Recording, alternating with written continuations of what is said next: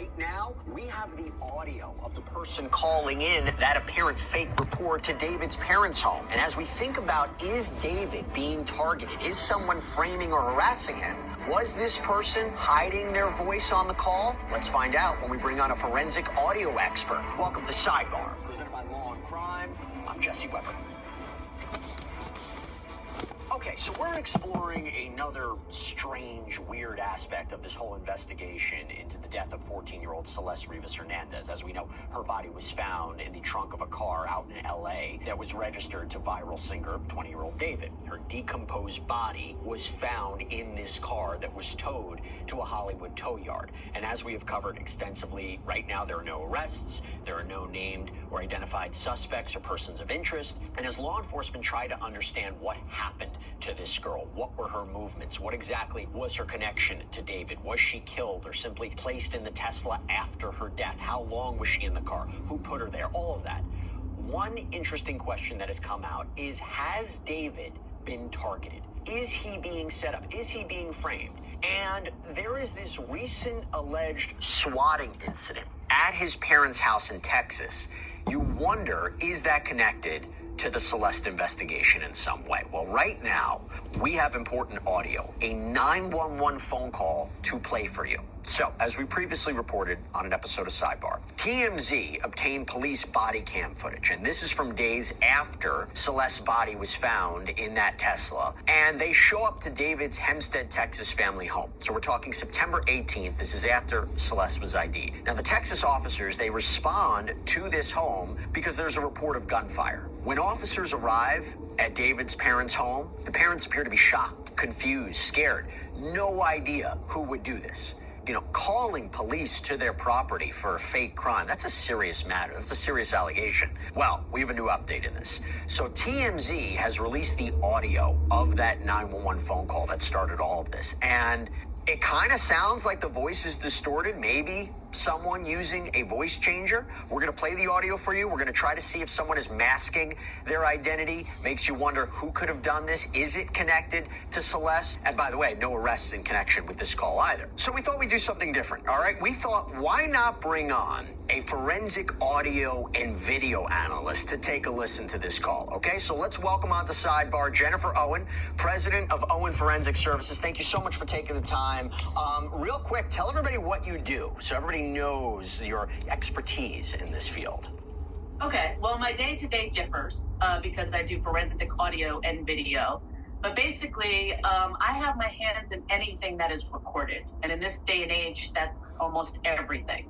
And I deal with either the authenticity of those audio or video recordings, or as we could tell, the AI of today, what's real and what's not, and where the provenance or the integrity of the files are in question. That is my big day-to-day. But I also do voice recognition. I do clarifications on audio and video. So it's changing day to day, but I spend a lot of time telling people what's real and what's not.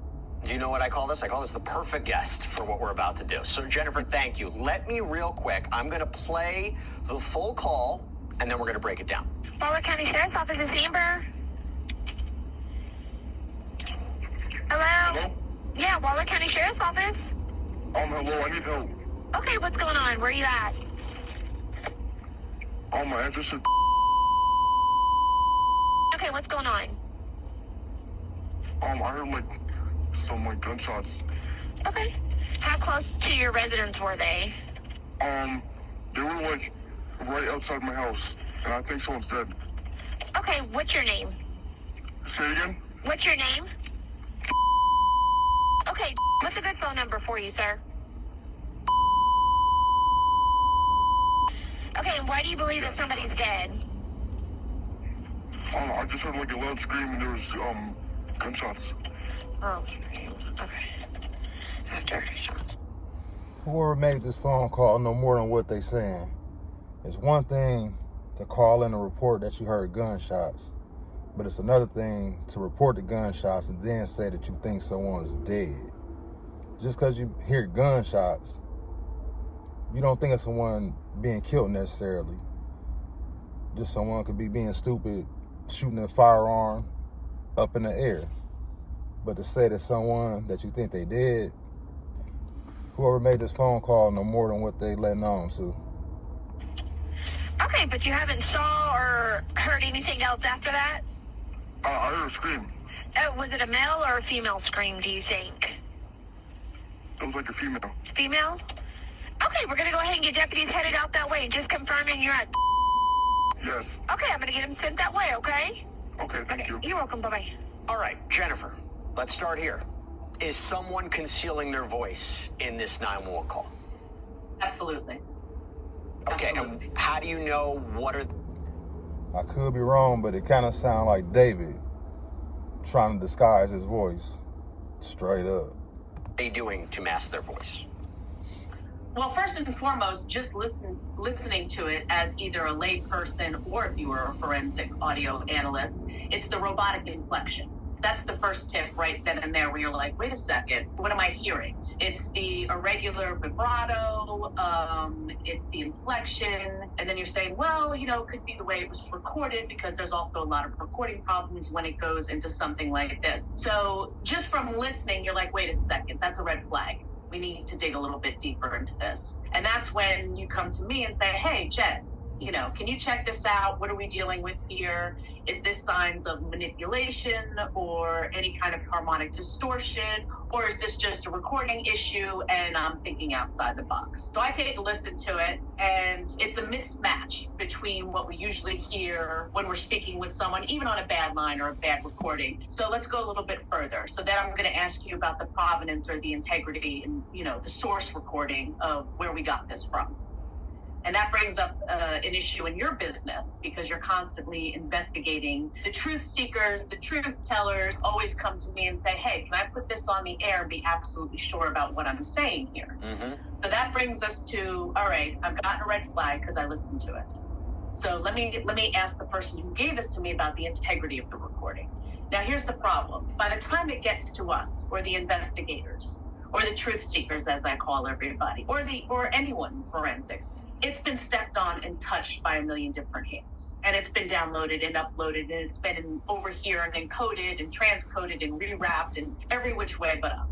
So you would look at the metadata, you would look at the media information, you would look what I call underneath the hood, hexadecimal data, things of that nature, say, hey, where did this come from? And can we trust the source? And most of the time you can't. So when you're taking stuff from the internet, usually the metadata gets erased. Right. So we have nothing.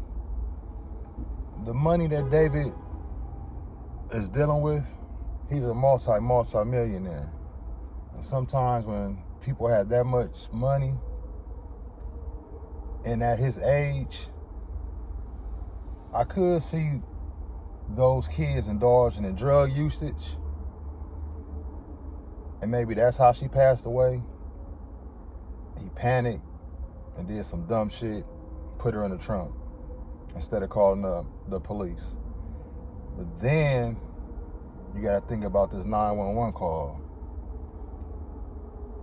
The caller states that they heard gunshots. So was it an argument caused by jealousy? I mean, because when you're young and dumb, jealousy plays a big part in a lot of things.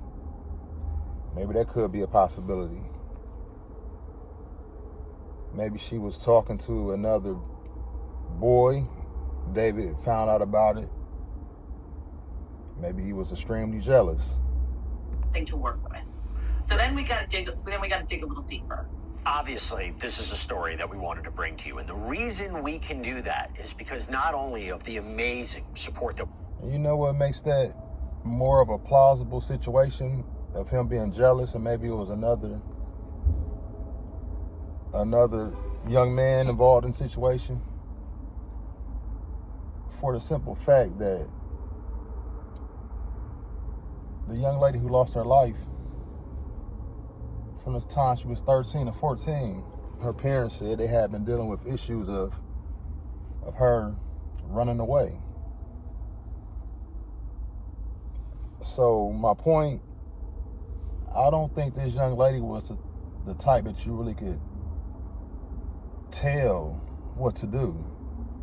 It seemed like she had her own mind, her mind was made up and she was going to go for what she wanted. And maybe that pissed off David to do the unthinkable. Get from everyone. But I'm going to keep you guys updated. Hit that like button, hit that subscribe button. Once again, rest in peace to the young lady, and my condolences go out to her family.